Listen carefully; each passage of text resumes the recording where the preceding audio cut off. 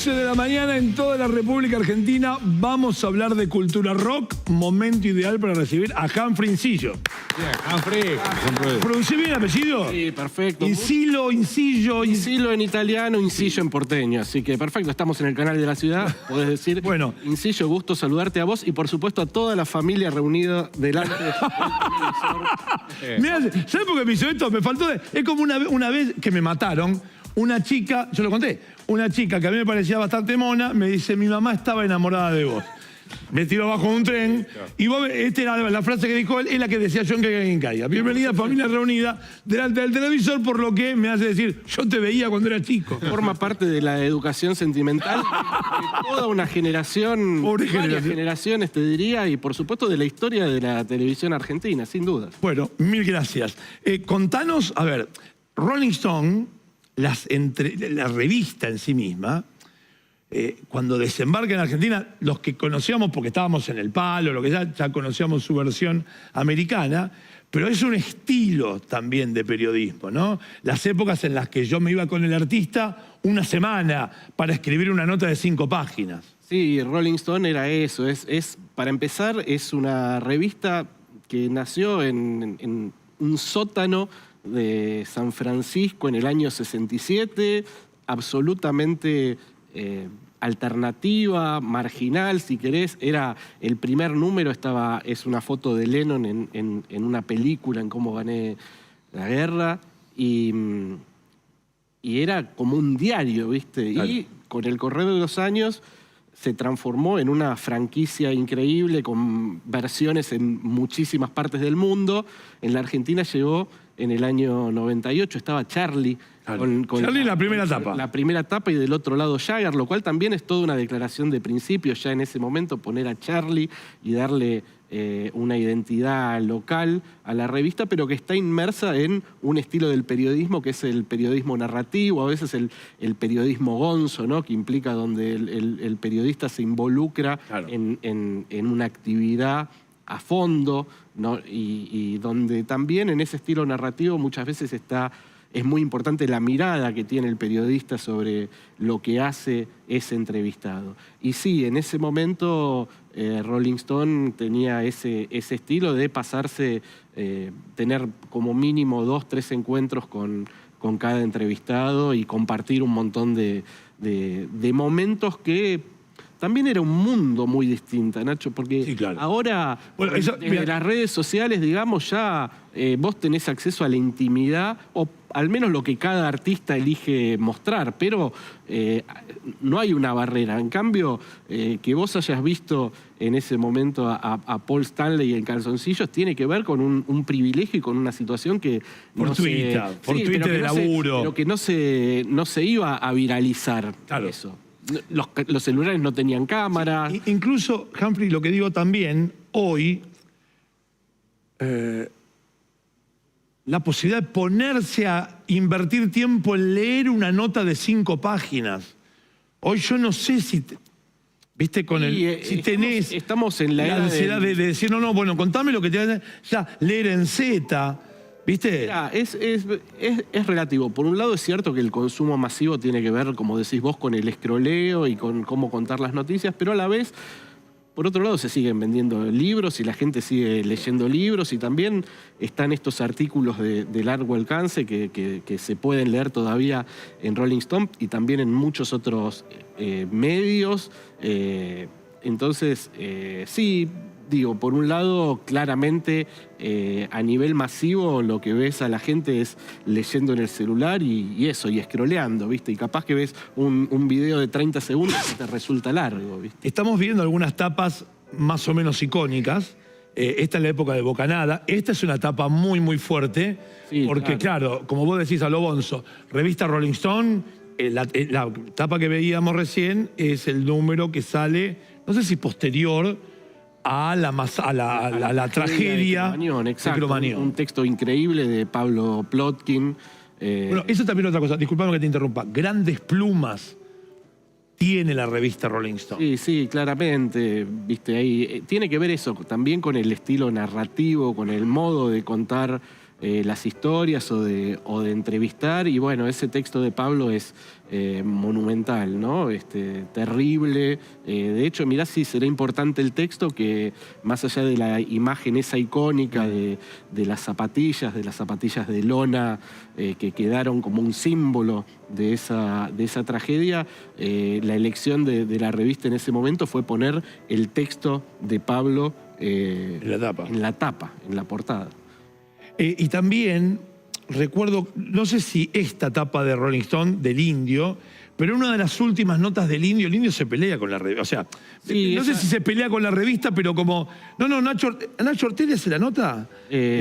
No, Juan Ortelli. Juan Ortelli, que falleció el año pasado. Juan, muy joven, sí, tuvo un conflicto grande en ese momento, un intercambio epistolar por esa frase que, bueno, el Indio entendía que primero decía que no lo había dicho. Y después en la grabación estaba. En la grabación, bueno, son esas cosas que pasan, y muchas veces también en la elección de los títulos, bueno, también hay que tener el olfato periodístico para ponerlo, y después lo podemos discutir si estuvo bien, si estuvo mal. Yo en ese momento no estaba trabajando en la revista, pero sí recuerdo todo ese incidente. Bueno, a ver, cuando te pones a curar tu libro, ¿qué elegiste? ¿Elegiste la parte que más te tocaba a vos? ¿Las emociones? ¿Te despertó algo? Uf, esto. Sí, claro. No te puedo creer. Me imagino que te referís al libro de Los Años Luz. Los Años Luz es un libro que curé, en realidad, que compilé sobre un sello que se llama Los Años Luz, un sello musical, un sello que, a ver, vamos a empezarle a contar, porque capaz que mucha gente no tiene en claro que es un sello. Bueno, es una compañía... No, yo te digo como sí, claro. Es una compañía discográfica, digo, hay compañías discográficas que son multinacionales, que editan miles de discos por año, y que el objetivo es, para sostener toda esa estructura, vender la mayor cantidad de discos de lo que sea. Entonces, capaz que en una misma compañía discográfica convive un artista pop con un artista de heavy metal, con la música más homogénea y que suena más en la radio. En el caso de Los Años Luz es un sello, digamos, gourmet, un sello boutique, un sello muy chiquito que empezó en el año 99. Casualmente fue el año en que yo empecé a trabajar profesionalmente, así que tenemos un camino compartido. En ese momento yo trabajaba en una revista que se llamaba La García. La García, claro. Bueno, que estaba muy vinculada quizás al rock nacional, ¿no? Pero dentro de La García también había mucha apertura, y yo pude hacer mis primeras notas con artistas de ese incipiente sello. Es el sello que sacó, por ejemplo, los primeros discos de Kevin Johansen, un artista que después se fue a una compañía multinacional con una estructura que le permitió desarrollar la carrera internacional que tiene hoy en día, que es una figura regional y también más allá del océano en España, en Europa. Kevin hizo una carrera increíble, pero en ese momento era un artista desconocido que había tenido una banda en los 80 que era Instrucción Cívica, había vivido 10 años en Nueva York y él volvió a Buenos Aires y tenía un disco. ¿Y quién le editó ese disco? Este sello, Los Años Luz. Un sello comandado por Javier Tenenbaum y Nani Moner-Sanz, dos melómanos, que lo que hicieron fue empezar a editar estas pequeñas joyitas, ¿viste?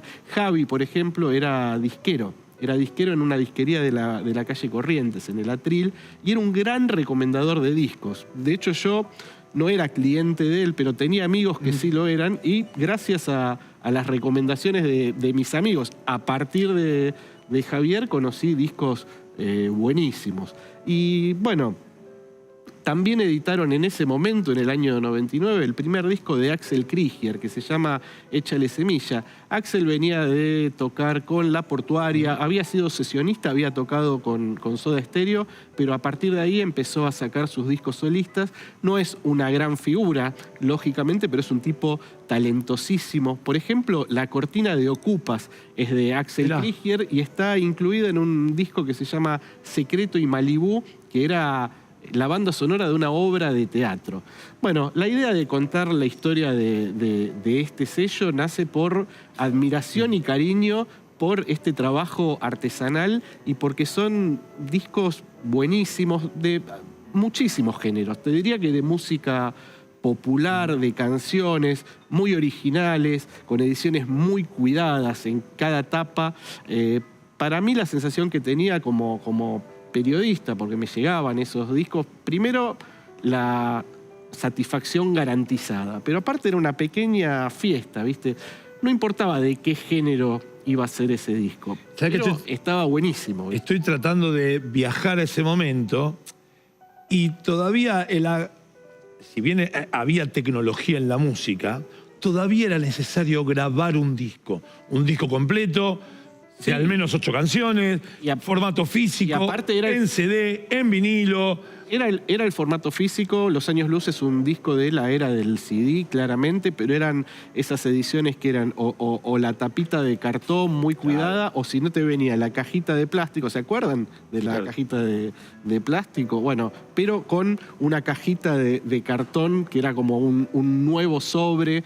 Y si bien era el trabajo, yo te decía del trabajo artesanal de Javier y de Nani, los curadores del sello, también se rodeaban muy bien de colaboradores, diseñadores gráficos muy talentosos, trabajaron con ellos, y siempre una cosa muy chica pero muy amorosa y con un aporte muy grande a la música. Lisandro Aristimuño, por ejemplo, también era un pibe que venía del sur, de la Patagonia, y lo descubrieron ellos y lanzaron ese primer disco, esos primeros discos. Te hablo de artistas que empezaron siendo muy emergentes y que hicieron una carrera mainstream, pero también, por ejemplo, Axel Krieger, que te lo nombraba, sacó todos sus discos de la discografía hasta hoy por los Años Luz. Hay un uruguayo increíble que es Martín Buscaglia, que no sé si tuvieron la oportunidad de escucharlo, pero lo recomiendo mucho, y a partir de un disco que se llama... ¿Quién escribió el prólogo? Escribió el prólogo, un prólogo hermoso, un texto hermoso, y él desde el año 2006 que sacó El Evangelio según mi jardinero, sacó también, ¡Qué buen nombre! Sacó también todos sus discos por este sello, Los Años Luz. Humphrey, te tocó hacer coberturas, estar en contacto con... hablamos un poco de la cultura del rock que excede al estilo musical rock. Digamos, te tocó acompañar, seguir, estar con artistas. ¿Cómo viviste vos la cultura rock o cómo fue acompañar a los rockeros en sus giras o en sus presentaciones? Sí, mira, la verdad es que tuve oportunidad por el trabajo, por Rolling, de estar en muchas circunstancias. Yo te voy a contar una historia que es de las más lindas que guardo con Fito Páez en esta profesión. A Fito lo entrevisté varias veces y siempre, por lo general, Fito, que es desde hace muchísimos años es una estrella, coincidimos en un viaje que era una invitación de un canal de cable que hacía un festival de cine Fito se funde haciendo una película. Sí, claro. Se funde haciendo una película. Pero Fito lo invitan a ser presidente del jurado en una entrega de premios de un canal en Río de Janeiro y Fito va solo. Va sin nadie de su equipo, va con un amigo y estuvimos compartiendo 2-3 días ahí y era una situación que no había nada arreglado. Y en medio de esa situación y en medio de una borrachera increíble que nos echaron de su cuarto de hotel, todo un grupo de gente, terminamos ahí en Ipanema. En medio de esa situación yo le propongo, che, ¿por qué ya que estamos acá no salimos mañana a caminar por Ipanema y hacemos una nota hablando de tu relación con la música brasileña? En ese momento no había nada que involucrara ni a Rolling Stone, ni a una futura nota o lo que sea. Hicimos una nota, yo tenía una camarita de fotos que filmaba video y que creo que duraba 24 minutos lo que se podía grabar y fue lo que duró esa charla hermosa con Fito ahí en Brasil. La cuestión es que al poco tiempo él va a grabar un disco a España y a mí se me ocurre proponerle a él, y a partir de la revista y la compañía y demás, hacer una charla con él sobre su vínculo con otras ciudades. Entonces terminé viajando a España con Fito a la grabación de un concierto hermoso que se llama el disco, no sé si es Baires o Madrid. Esa noche, aparte, después terminé en el camarín hablando de privilegios, y hay de eso en YouTube, lo pueden rastrear, un encuentro que estaban Fito, Joaquín Sabina, que lo nombraban hace un rato, y Pablo Milanés, los tres después de ese concierto, y pude hacer una nota ahí con los tres, muy testimonial de ese momento, muy borrachos todos, muy felices todos. Es un verso de Pétalo de Sal, no sé si es Baires o Madrid. Exactamente. Y el nombre, bueno, a Madrid la trae, porque en Tumbas de la Gloria creo que también nombra a Madrid. Por supuesto, y aparte él tenía un vínculo con la ciudad a partir de Cecilia Roth también, muy amigo de Almodóvar, curtió muchísimo Madrid. Bueno, hoy compré revistas en el metro también, es una... Claro. Uno piensa en el metro, piensa en Madrid, claro. Sí, Madrid o París, pero bueno, está ahí. ¿Santi? Humphrey, ¿y cómo ves ahora, digo... mira, ahí está. Todos mamados. Ahí. Todos muy jóvenes. Hermoso recuerdo ahí en esos camarines. La verdad que fue una experiencia hermosa de esas situaciones de intimidad a la cual terminás teniendo a veces acceso, ¿no? Humphrey, te reconozco joven, pero también que viste mucho de las bandas, y hoy tienen todos mucho por delante, por ejemplo los Fito, pero algunos ya están haciendo la gira despedida y otras bandas ya no tocan más, y a Cerati no lo tenemos más, y a Spinetta no lo tenemos más. ¿Cómo estás viendo ahora cómo trabajan las nuevas generaciones de música? Porque ya no hay, en la gran mayoría, un disco físico, donde ahora te suelto un poquitito por YouTube, donde ahora te suelto un poquito por Spotify, por Apple Music. Digo, ¿cómo estás viendo lo musical para las nuevas generaciones? Mira, cambió muchísimo el mundo, cambió muchísimo la industria. Antes un artista para llegar a hacer un estadio, Los Redondos, el primer estadio que hicieron, que fue Huracán en el 93, tenían casi 20 años de carrera. Hoy por hoy, artistas, por decirte, no sé, Duki, Milo J, que tienen carreras muy cortas y que a la vez son talentosísimos, te puede gustar más o menos, pero el cambio de la dinámica de eso hace que haya un fenómeno de creció muchísimo, ¿viste? Los pibes de 14 no iban a ver a Los Redondos. Los padres no llevaban a ver a Los Redondos a los pibes de 14. Yo llevé a mi sobrina ahora tiene 18, pero llevé a mi sobrina cuando tenía 15 a Vélez a Duki.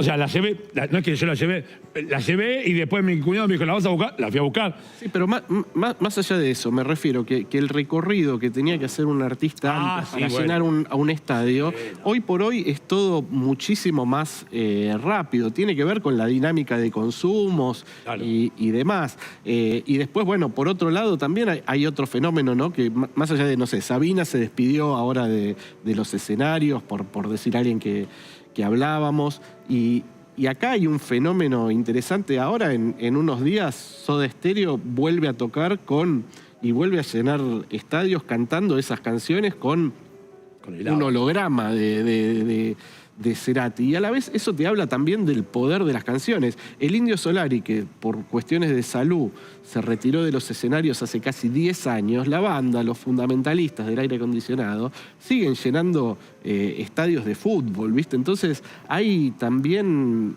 para mí hay algo que tiene que ver con el poder de la música y de las canciones y de la emoción que hace que todavía se sostengan. Es un fenómeno muy curioso igual, fíjate, ¿no? Dos de las bandas más importantes de los 80, de los 90, siguen convocando gente sin sus frontmans, ¿no?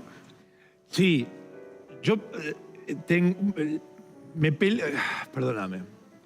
Tengo como una disputa interna con respecto a el Indio y cómo fue manejando su popularidad.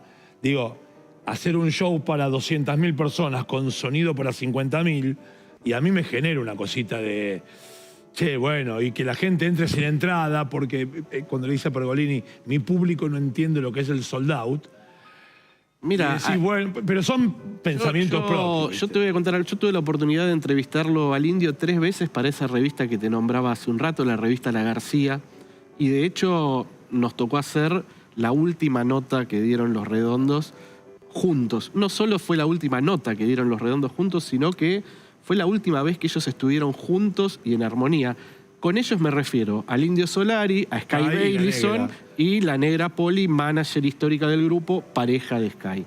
Esto fue en el año 2001, en octubre, en un bar de Palermo. Era la primera vez que estábamos en un lugar público con ellos. Las otras notas las habíamos hecho en la casa de Sky y de Poli. Y no solo estuvimos 3 horas con el grabador encendido, sino que estuvimos otras 3 horas con ellos en situación de bar, bebiendo y siendo testigos de un encuentro, porque también el Indio y Sky no se veían todo el tiempo como antes. Después de eso nos despedimos. Yo estaba con Martín Correa y Pablo Marchetti, 2 queridos periodistas y amigos, colegas. Y yo me acuerdo el momento en que Martín nos codea a Pablo y a mí. Estábamos en una de las esquinas de Palermo y vemos irse a las 3 de la mañana al Indio Solari semi borracho, abrazado con la negra Poli y con Sky, camino a la casa de Sky. No nos íbamos a imaginar jamás que esa era la última vez que iban a estar juntos como Los Redondos, porque esa noche, lo contó el Indio muchos años después, fue la pelea definitiva, la que le puso el fin a Los Redondos. De hecho, hicimos un libro con Pablo y con Martín que se llama La última noche de Patricio Rey, contando esa historia. Vuelvo a la pregunta que me hacías vos o a esta reflexión. En esas charlas que tuvimos con el Indio siempre hablaba que extrañaba la dimensión teatral, la posibilidad de volver a tocar cuando ya Los Redondos tocaban en estadios de fútbol. Lo más parecido a eso que tuvieron Los Redondos en la última época fue el anteúltimo concierto que dieron en el Estadio Centenario, en Montevideo, que el escenario estaba montado sobre una de las tribunas del estadio, entonces quedó como una especie de anfiteatro. Pero lo cierto es que después la convocatoria de Los Redondos era lógicamente desbordante. Cuando ocurre la pelea, la separación, Sky decide volver a tocar en lugares para pequeños. El primer show de Sky fue en Mar del Plata para, creo que éramos 1.500, 2.000. A mí me parece también, en ese marco, a mí me parece injusto que la parafernalia se haya ido con el Indio y le haya dado la espalda a Sky. Mira, ya pasó mucho tiempo. Se van a cumplir 25 años de la separación. En este momento, vos tenés al Indio atravesando problemas de salud, pero artísticamente todavía creando, grabando, pintando, dibujando. Saca unas canciones increíbles. Sky activo, mirá, toca mañana por primera vez en Formosa. Va a estar tocando Sky en su carrera y convocando gente. Ya están las entradas agotadas y toca Sky en Formosa, pero no es que va gente de Formosa, va gente de Corrientes, va gente del Chaco, va gente de Misiones. Pero no es la misa. Gente... No es la misa. No es la misa desde ya. Y también tenés activos a la Kermés Redonda, que son Sergio Dawi, el Piojo Ábalos. Sidotti, ¿no? Walter no está subido a esa, pero sí está a Semilla. Y la verdad que la experiencia de la Kermés hoy por hoy tiene una cosa de mística ricotera. El sonido de Los Redondos está ahí. Así que la verdad es que más allá de también todas las otras bandas de covers y demás, y hay una obra teatral que es buenísima, que es la obra Redonda, en fin, Los Redondos son un fenómeno grandísimo. No estoy negando el fenómeno. ¿Viste? Que todo lo que genera.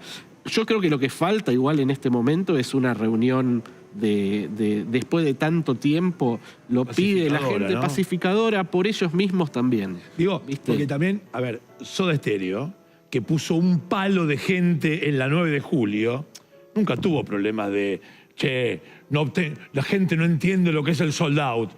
O sea, y también era una banda que juntaba 1 millón de personas. No, lógicamente. Entonces, es decir, ¿cómo unos pudieron manejarlo y los otros no? Pero bueno, entiendo que debe ser parte de una... Siempre hubo en los shows de Los Redondos eran emergentes de un problema social también todo lo que pasaba. Más allá de lo que pasaba en el escenario, que ver a Los Redondos era increíble. A mí me tocó ver la última etapa, me hubiera gustado verlos en todas las etapas. Imagínate, Claudio Kleiman, que escribe en el libro de Los Años Luz. Claudio Kleiman fue el primer periodista que escribió una nota sobre Los Redondos en la revista Expreso Imaginario, que era una revista en plena dictadura, contracultural, legendaria, y Clayman leyó que tocaba una banda que se llamaba Patricio Rey y sus Redonditos de Ricota. A ver, hablar ahora de Los Redondos y de Patricio Rey, ahora tener la intuición de saber que hay algo ahí y que va a ser, no sé si histórico, él no sé si sabía que iba a ser algo histórico, pero lo llamó la atención y se tomó un micro a La Plata en plena dictadura para ver qué hacían esos tipos. Y viste, desde ese momento la historia de Los Redondos es claramente el fenómeno, para mí es el fenómeno político, social y cultural más importante de la historia argentina. Te diría que junto con el peronismo. ¿Y por qué menciono al peronismo? Porque no hay en el mundo un fenómeno político, un movimiento político como el peronismo. Es algo inexplicable, es algo que podemos estar dándole vueltas horas, días, años, debatiendo de qué se trata, y es algo único de acá. Y no hay en el mundo una banda que genere lo que generan Los Redondos, desde la pasión, desde esto de que podemos discutir si el público entiende o no entiende el sold out, pero esta idea de ir y tomar pueblos y demás, como pasaba en los 90. Sí, subirse un micro con las ruedas sin dibujo, ¿viste? fumando todo, fumando porro, y el chofer también, ¿eh? Y sí. Y voy. Y era, viste, y si vas a tocar a la luna la vamos a copar. Y bueno, y era eso, realmente. Humphrey, ¿dónde bajamos el libro? El libro está ¿O vamos a tener un libro físico? Mira, por ahora... En la página 90. Por ahora, el libro físico del libro con la historia de los años luz no hay, pero está de descarga gratuita, es laldiscos.com, la página web del sello, y ahí se puede leer. La verdad que es un trabajo que me enorgullece, porque participa un verdadero Dream Team del periodismo de música local. Está, como te decía, Claudio Clayman, Sergio Pujol, Diego Fischerman, Mariano del Mazo, Martín Graciano, Sergio Sánchez, Gabriel Plaza, Karina Miqueleto, en fin, es como el equipo de los sueños, ¿viste? Que son todos periodistas que fueron acompañando también todos estos discos hermosos de este sello boutique, Los Años Luz, que fue la casa de Kevin Johansen, la casa de Lisandro Aristimuño, Ana Prada también. Por ejemplo, hay una movida de la música del litoral, muy grande también metida ahí, de folclore, discos de tango, entonces, discos de Uruguay, ni hablar. Entonces es un catálogo hermoso, seleccionamos 40 de esos discos y todos estos críticos aportan su mirada sobre una selección de ese catálogo. Humphrey, mil gracias por venir. Que tengas un buen fin de Nacho, semana. gracias a vos, y te pediría un cachito de Don Julio hacerlo. Sí, bueno, sí. Nacho. No, bueno. Bueno, gracias, Humphrey, por venir. Muchachos, no me lo traigan más, por favor. Hablo bien del peronismo, por favor. Vamos a un corte y enseguida volvemos con más de La Pinta de lo de menos.